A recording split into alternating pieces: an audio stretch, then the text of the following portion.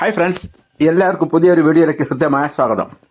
ഈ വരുന്ന ഓഗസ്റ്റ് മാസത്തിൽ നടക്കേണ്ട വിവിധ കാറ്റഗറിയിലുള്ള കേറ്ററ്റ് പരീക്ഷയ്ക്ക് ഓൺലൈനായിട്ട് അപേക്ഷ അയക്കുമ്പോൾ ശ്രദ്ധിക്കേണ്ട പ്രധാനപ്പെട്ട കാര്യങ്ങളെക്കുറിച്ചാണ് ഇന്നത്തെ ഈ വീഡിയോ. പരീക്ഷാർത്ഥികൾ വളരെ ശ്രദ്ധിച്ച് തന്നെ ഇക്കാര്യങ്ങളും മനസ്സിലാക്കിക്കൊണ്ട് ഓൺലൈനായിട്ടുള്ള അപേക്ഷ കൊടുക്കണമെന്ന് ആദ്യമായിട്ട് അറിയിക്കുകയാണ്. ഞാൻ ആ നിർദ്ദേശങ്ങളൊന്ന് പറയാം. ഒന്നാമത്, ഒരു അപേക്ഷകന് എത്ര കാറ്റഗറി എഴുതുന്നതിനും ഒരു പ്രാവശ്യം മാത്രമേ അപേക്ഷ സമർപ്പിക്കുവാൻ പാടുള്ളൂ. പ്രത്യേകം അപേക്ഷ സമർപ്പിക്കേണ്ടതില്ല. അപ്പം എത്ര കാറ്റഗറി ആയിരുന്നാലും ഒറ്റ പ്രാവശ്യം മാത്രം അപേക്ഷ കൊടുത്താൽ മതി. പ്രത്യേകം അപേക്ഷിക്കേണ്ടതില്ല. അപേക്ഷ ഓൺലൈനായി മാത്രം സമർപ്പിക്കുക. ഓൺലൈനായിട്ട് മാത്രമേ അപേക്ഷ സമർപ്പിക്കാൻ പാടുള്ളൂ. അപേക്ഷാർത്ഥിയുടെ പേര്, ജനനതീയതി, അടിസ്ഥാന വിദ്യാഭ്യാസ യോഗ്യത, കാസ്റ്റ്, കാറ്റഗറി, ഭിന്നശേഷി സംവരണം മുതലായ എല്ലാ വിവരങ്ങളും കൃത്യമായി തെറ്റ് കൂടാതെ തന്നെ രേഖപ്പെടുത്തേണ്ടതാണ്. ഇതൊക്കെ വളരെ കൃത്യമായിട്ട് ചെയ്യേണ്ട കാര്യങ്ങളാണ്. അപേക്ഷ സമർപ്പിക്കുന്നതിനായി ഫോട്ടോ ചുവടെ പറയുന്ന മാനദണ്ഡങ്ങൾ പാലിച്ച് തന്നെ ഉപയോഗിക്കേണ്ടതാണ്. ഫോട്ടോയുടെ ചില മാനദണ്ഡങ്ങൾ പറയുന്നുണ്ട്, അപ്പോൾ അത് ശ്രദ്ധിക്കുക. ഫോട്ടോയിൽ പരീക്ഷാർത്ഥിയുടെ പേരും ഫോട്ടോ എടുത്ത തീയതിയും രേഖപ്പെടുത്തേണ്ടതില്ല. ഫോട്ടോയിൽ KPSC, മറ്റു സീലുകൾ എന്നിവ രേഖപ്പെടുത്താൻ പാടില്ല. ഫോട്ടോയുടെ ബാക്ക്ഗ്രൗണ്ട് പ്ലെയിൻ ആയിരിക്കണം. ഫോട്ടോ വ്യക്തമായിരിക്കണം. സെൽഫി പാടില്ല. പുതിയ ഫോട്ടോ മാത്രം അപ്ലോഡ് ചെയ്യാൻ അപേക്ഷാർത്ഥികൾ ശ്രദ്ധിക്കേണ്ടതാണ്. അടുത്തായിട്ട്, അപേക്ഷ സമർപ്പിക്കുമ്പോൾ വെബ്സൈറ്റിൽ നിന്നും നിർബന്ധമായും ഒരു ഐഡന്റിറ്റി കാർഡ് സെലക്ട് ചെയ്ത് അതിൻ്റെ നമ്പർ രേഖപ്പെടുത്തേണ്ടതും പ്രസ്തുത ID കാർഡിൻ്റെ അസൽ പരീക്ഷാ ഹാളിൽ ഇൻവിജിലേറ്റർക്ക് പരിശോധനയ്ക്കായി നൽകേണ്ടതുമാണ്. ID കാർഡ് ഹാജരാക്കാത്തവരെ പരീക്ഷ എഴുതാൻ അനുവദിക്കുന്നതല്ല. അപേക്ഷയിലെ വിവരങ്ങൾ പൂർണ്ണമായും ശരിയാണെന്ന് പരിശോധിച്ച് ഉറപ്പുവരുത്തിയ ശേഷം മാത്രം ഫൈനൽ കൺഫർമേഷൻ നൽകുക. ഇനി പരീക്ഷാ ഫീസിന്റെ കാര്യങ്ങൾ പറയാം.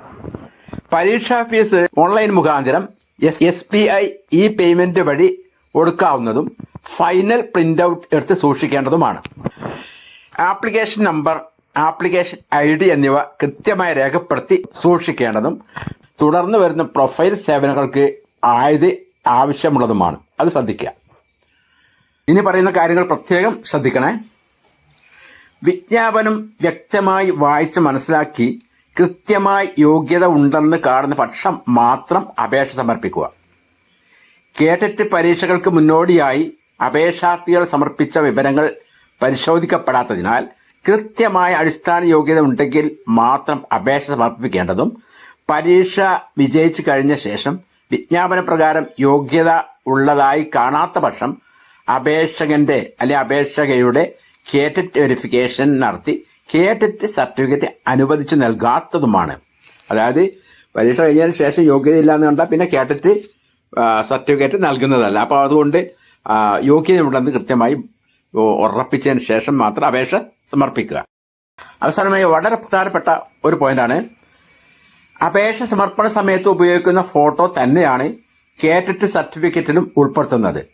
പരീക്ഷാർത്ഥിയെ തിരിച്ചറിയുന്നതിന് സഹായിക്കുന്നതിനാൽ വിജ്ഞാപന പ്രകാരമുള്ള ഫോട്ടോ മാത്രം ഉപയോഗിക്കേണ്ടതാണ്. അപ്പോൾ ഫോട്ടോ ഉപയോഗിക്കുമ്പോൾ പ്രത്യേകം ശ്രദ്ധിക്കാനുള്ള ക്ലിയറുള്ള വ്യക്തമായ, സെൽഫി ഒന്നും പാടില്ല, വ്യക്തമായിട്ടുള്ള കൃത്യമായിട്ടുള്ള നല്ല നേരത്തെ പറഞ്ഞ മാനദണ്ഡങ്ങൾക്ക് അനുസൃതമായിട്ടുള്ള ഫോട്ടോ തന്നെ എന്ത് ചെയ്യണം, ഉപയോഗിക്കേണ്ടതാണ്.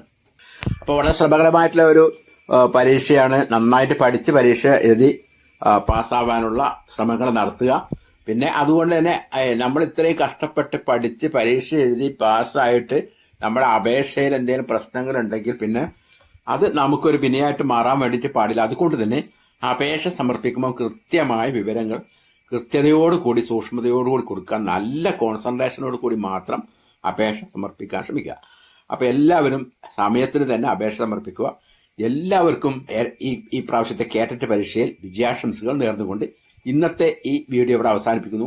കേറ്ററ്റ് പരീക്ഷയിൽ ബന്ധപ്പെട്ട കൂടുതൽ വീഡിയോസ്, കൂടുതൽ അപ്ഡേറ്റ്സ് ഞാൻ കിട്ടുന്നവർക്ക് അപ്ലോഡ് ചെയ്യുന്നതാണ്. അതുകൊണ്ട് ആ അപ്ഡേറ്റ്സ് എല്ലാം കാണാൻ വേണ്ടിയിട്ട് എൻ്റെ യൂട്യൂബ് ചാനൽ സബ്സ്ക്രൈബ് ചെയ്യാൻ മറക്കരുത്. നിങ്ങൾക്ക് ഈ വീഡിയോ ഇഷ്ടപ്പെട്ടെങ്കിൽ നിങ്ങളുടെ കൂട്ടുകാർക്ക് മറ്റു കേറ്ററ്റ് പരീക്ഷാർത്ഥികൾക്കൊക്കെ ഷെയർ ചെയ്യുക. ഓക്കെ, ഇതുപോലെയുള്ള കൂടുതൽ ഉപകാരപ്രദമായ വീഡിയോസ് വീണ്ടും കാണാം. Thank you. All the best. Jai Hind.